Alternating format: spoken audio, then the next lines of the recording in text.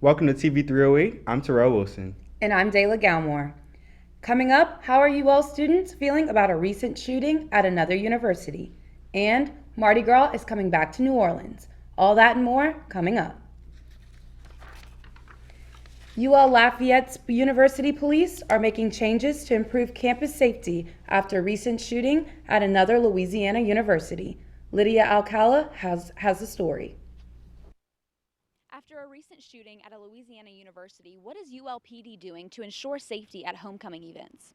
We have measures in place to make sure that we can respond to any type of crimes that we do have. How are students feeling, and will recent events deter them from going to homecoming events? Amaya Dean tells us how she feels. I think so, because I know I was scared to go to a couple events. Dean did point out that it is comforting seeing ULPD patrolling campus frequently. I always see the car, it says some police, UL's police, I think, and I feel safe when I see them. A student from New Orleans, Nyasia Dixon, says campus police are routinely noticeable on campus, and that helps her feel at ease. I don't see anything bizarre that I would usually see when I'm back at home, but yeah, for the most part, everything is calm and collective. Nothing ever really happens here. Lieutenant Abrams wants to remind everyone that if you see something, you should say something. Although campus safety is our job, it's everyone's responsibility. And I always encourage folks to use their eyes and ears to help us be successful. For information or to file a report, call 337-482-6447 or visit Biddle Hall on UL's campus. And remember, if you see something, say something. Lydia Alcala, TV 308.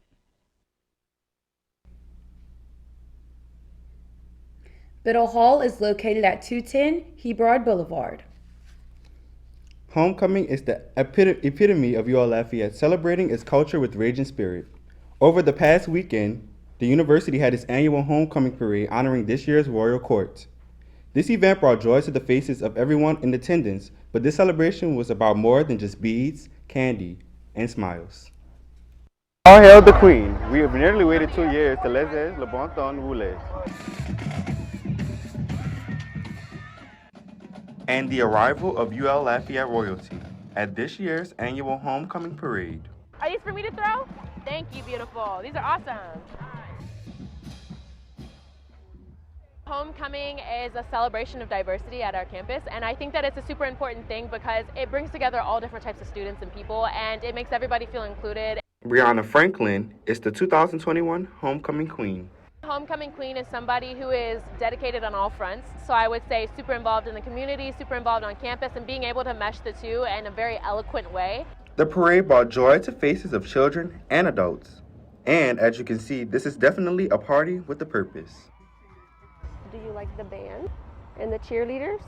I like the band. You like the band. I think it's just a great spirited time that everyone can come out and you can be involved with your community, show pride in where we live and what we do. The overall atmosphere of the celebration still has COVID-19 on the minds of some.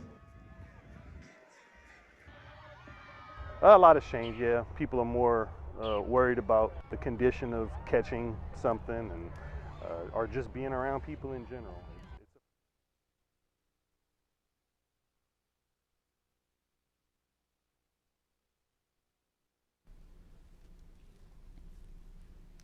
After a year without Mardi Gras due to COVID-19, New Orleans anticipates a huge return, unless the city experiences a dramatic increase in COVID rates.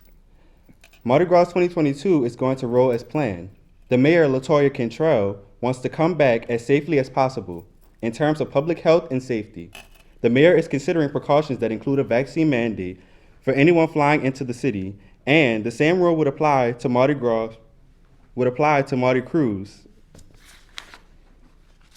Coming up, one part of Lafayette has been stripped of its budget funds, and families should prepare to spend a little more on Thanksgiving meals this year. That and more after the break. Yo, Scott. Hey. I'm heading out, man. You want to ride? No, I got my car, but I actually really need to go to the bathroom. Oh, you know what? I was just in there. The line is like 10 people long. You know, I think I'll just...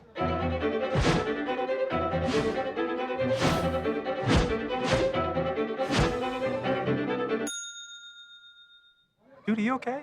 You wouldn't believe what I was just thinking. I am definitely buzzed. Yeah. I think I will take this and I will take that ride home. Smart man. Did you see how that dog was looking at me?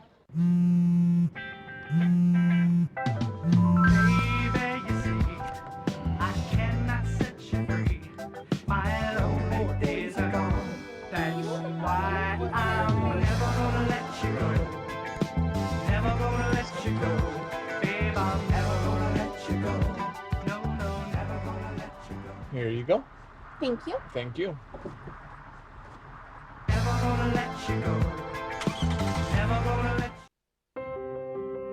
When I first saw a turtle, my heart was full. Now anything but lonely. We have this like deep connection, this heart connection. He just wants to be close to you and part of your life. Every day with turtle is a perfect day. When I'm holding her, it makes me feel calmer. I think everything he does shows how much he loves us. When we adopt a shelter pet, We discover they're a little bit of a lot of things. But they're all pure love. What comes to mind when you think of the differences between the south side of Lafayette compared to the north side? Community members were excited about the funds that could be used to improve Northside Lafayette, but City Council voted to remove it. Northside residents demand change for their community. Here's the story. After Lafayette's Mayor-President Josh Guillory's return of $250,000 into the Northside budget, City Council strips the funds. Parish Council member Abraham Rubin says moving or taking away the funding pushes an overdue Northside extreme makeover further back. One thing that I would say is the difference between the south side and the north side is the lack of development and investment. Lafayette attorney Dwazindra Smith agrees. It affects a lot of different things. It affects the way of life for the south side versus the north side. If you just ride around and look at the north side and the south side, you'll see the difference. All you have to do is just ride and look. You'll see the big differences in the two.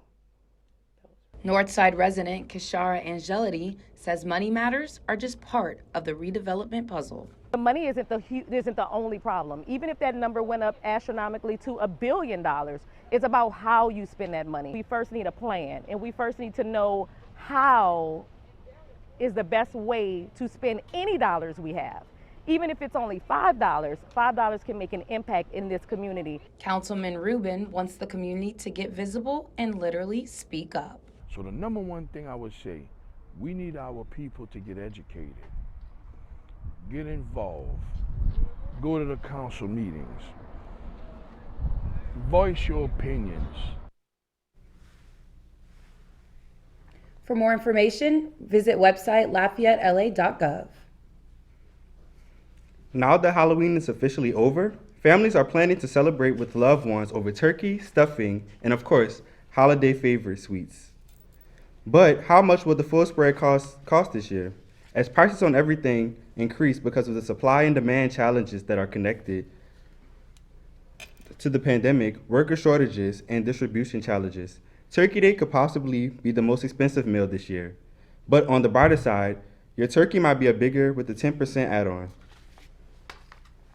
Coming up, one Pelicans player has an interesting backstory. And what is one of UL's most successful sports programs, but also one of the least talked about? We'll let you know after the break.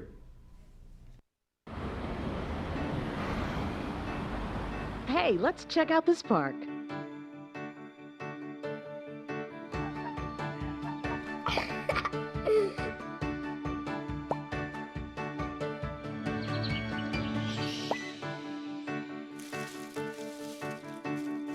Oh, wow, that's really cool. To find a great local park or forest near you, go to discovertheforest.org. Oh, sweetie.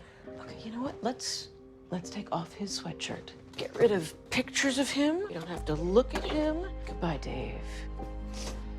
Mom, you don't understand. He's tagged in like 400 of my posts. I can cut out tags. No, that's not how it works. What is a tag? You don't have to be perfect to be a perfect parent. Thousands of teens in foster care would love to share their first with you.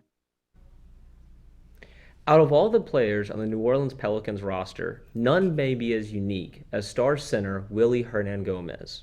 At 26 years old, Hernangomez grew up playing basketball with his older brother Juan in Spain. The two still face off, only now it's not just fun and games. His brother Juan plays power forward for the Boston Celtics. The Pelicans take on the Celtics in Boston, January 17th. Tonight we highlight one of UL's most successful athletic programs, and it might be the one that you've never heard about. Behind me lies Airport Lake, located in Lafayette, Louisiana. What may appear to be just another calm body of water is actually the training grounds for one of UL's most successful athletic programs. Well, everyone comes from a different part of the world. Having said that, though, it kind of brings us a little bit closer. Like most traditional sports teams coming off of a championship-winning season, the Raging Cajuns water ski team is on a mission. It felt different to go back to it, but it was like home again. After another successful season, they are champions again for the 8th time. I think it was super special. I felt like there was a lot of pressure, but at the same time, everyone wanted to enjoy this year. The 23-member team is unique as one of the university's most successful club sports and one of the most unusual states for water skiing, with a multicultural roster of student athletes. We've got people from Austria, from Australia, England, America as well. The diversity helps strengthen the team, founded in 1988, beyond just being highly competitive and ambitious. At the end of the day, you still need a family and still need that support from others. It's family, basically. So, yes, okay, there's squabbles in a family, but still we all come band back together and help each other out. The family has set its sights on shocking the skeptics again. They're already training and planning to bring Louisiana a 9th trophy next year. You can keep up with the Raging Cajuns water ski team on YouTube, Facebook, Twitter, and Instagram.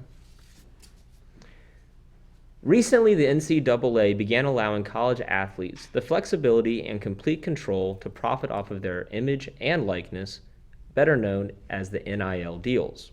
Matchpoint Connection, an influencer marketing app, moved to ensure female athletes get significant access to details and deals that often focus on mainly male athletes. The company created a division specifically for female athletes. Matchpoint reportedly launched the new division after noticing a lack of women in the NIL industry. Matchpoint launched only 4 months ago and is already one of the top 6 NIL platforms in the US. And Dayla, as we were discussing before, the fact that they're that highly ranked is not that surprising when you think about the fact that female athletes across the board statistically have a higher amount of followers on social media, but on the other side of that coin, male athletes generally have more lucrative financial deals. So I definitely think that apps like Matchpoint are going to do a great job in help leveling out that playing field moving forward. What do you think? I'm super excited about this app. I agree with you. It's going to give women in sports such a great opportunity to not only just, stick to the influencing side of things, such as just posting with an energy drink or wearing gear, but it might also give them more financial opportunities like the men, since this is a male-dominated industry. And to say it's only been 4 months and they've already reached top 6, I think that's incredible. So I'm very excited to see what this app could do for the industry. Absolutely, and what it could do in the future, because I'm sure with a lot of younger female athletes, they may start to look at athletics as not just a hobby, but maybe something they can do as a career, which will only be better for the sports. That's all the time we have for our newscast. I'm Ben Schaefer. Thanks for watching. I'm Dayla Galmore. Remember to like us on Facebook at UL Lafayette Broadcasting. We'll see you next time.